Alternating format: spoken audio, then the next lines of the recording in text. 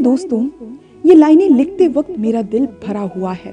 मुझे पता है पिछले कुछ हफ्तों में आप में से कई लोगों ने अपने प्रियजनों को खोया है।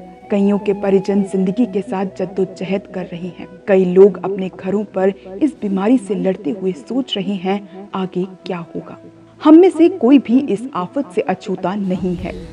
पूरे देश में सांसों के लिए जंग चल रही है। अस्पताल में भर्ती होने और दवाओं की एक खुराक पाने के लिए पूरे देश में लोगों के अंतहीन संघर्ष जारी है। इस सरकार ने देश की उम्मीद को तोड़ दिया है। मैंने विपक्ष की एक नेता के रूप में इस सरकार से लगातार लड़ाई लड़ी है। मैं इस सरकार की विरोधी रही हूँ, मगर मैंने भी कभी ये नहीं सोचा था कि ऐसी मुश्किल घड़ी में कोई सरकार और उसका नेतृत्व इस कदर अपनी जिम्मेदारियों को पीठ दिखा सकता है। हम अब भी अपने दिलों में ये भरोसा पाले हुए हैं कि वे जागेंगे और लोगों का जीवन बचाने के लिए ठोस कदम उठाएंगे।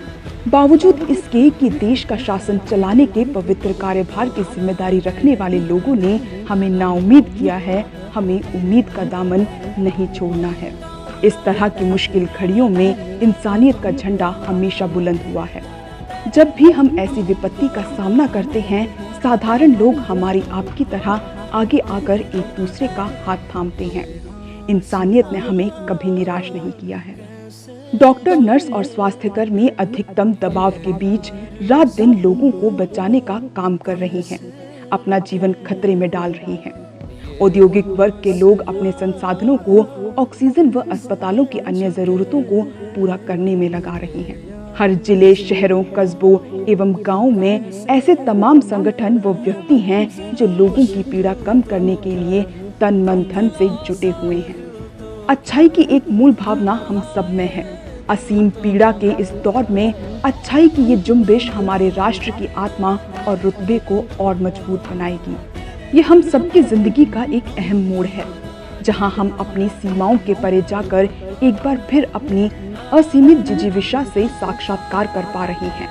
बेबसी और भय को परे कर हम पर साहसी बने रहने की चुनौती है। जाति, धर्म, वर्ग या किसी भी तरह के भेद को खारिज करते हुए इस लड़ाई में हम सब एक हैं। ये वायरस भेदों को नहीं पहचानता। आइए हम एक दूसरे को और इस दुनिया को दिखा दें करुणामयी व्यवहार और कितनी भी कठिन परिस्थितियों में कभी हार न मानना ही हमारी भारतीयता है। जिंदगी के इस मोड़ पर हम एक दूसरे की ताकत बनेंगे।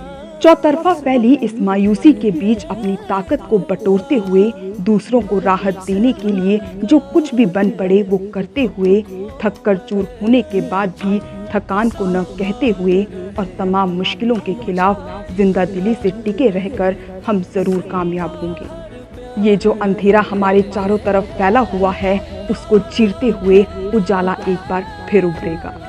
हम होंगे कामयाब।